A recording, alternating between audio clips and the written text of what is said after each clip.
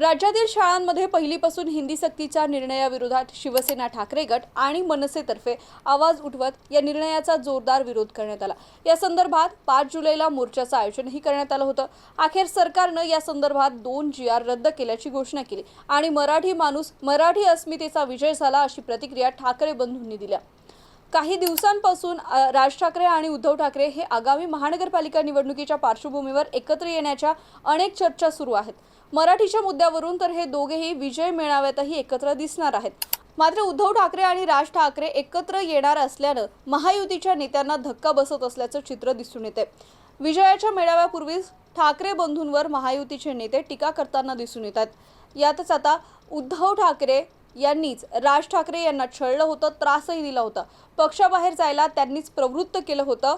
त्याची जाणीव त्यांना नाही का आणि काहीही वाटत नाही का? आता का म्हणून लाळ ओकत आहे असं नारायण राणे यांनी कडकडून टीका केली आहे।